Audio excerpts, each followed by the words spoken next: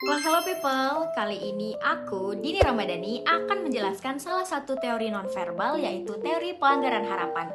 Buat kamu yang belum tahu, yuk simak terus video ini.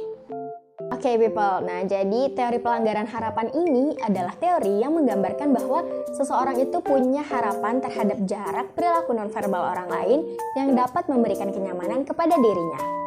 Penemu teori ini adalah Burgen dan Jones pada tahun 1976. Nah, Burgen beranggapan bahwa teori ini merupakan perubahan yang tidak terduga yang terjadi dalam jarak perbincangan antara komunikator dengan komunikan yang dapat menimbulkan suatu perasaan tidak nyaman atau bahkan marah sampai ambigu. Nah, terdapat hubungan ruang dalam teori pelanggaran harapan, yaitu artinya adalah ruang personal yang menunjukkan jarak yang dipilih untuk berhadapan dengan orang lain.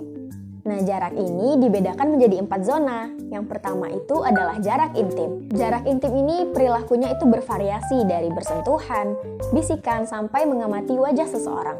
Yang kedua itu adalah jarak personal. Contohnya itu seperti bergandengan tangan sampai menjaga jarak dengan seseorang sejauh panjang lengan. Nah, jarak ini biasanya digunakan untuk keluarga ataupun teman dekat. Yang ketiga itu adalah jarak sosial.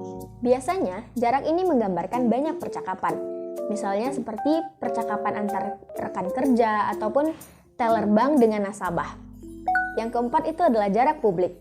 Jarak ini biasanya digunakan untuk diskusi formal, contohnya diskusi antar guru dengan murid, dosen, dan mahasiswa. Di jarak ini, kita sudah sulit untuk membaca ekspresi wajah seseorang. Nah, teori pelanggaran harapan ini memiliki beberapa asumsi. Yang pertama itu, harapan yang mendorong terjadinya interaksi antar manusia.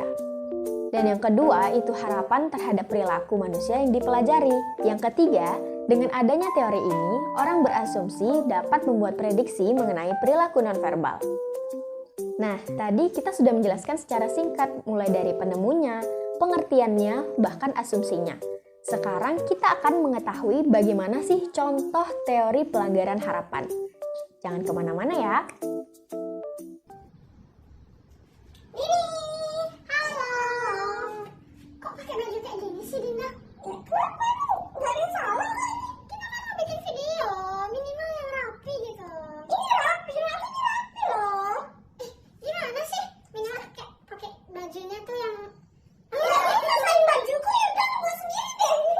Nah, people, itu dia tadi salah satu contoh teori dari pelanggaran harapan.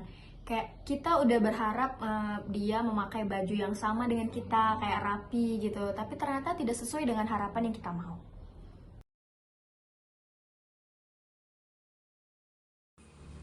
Idih, udah disenyumin bukannya senyumin balik kek.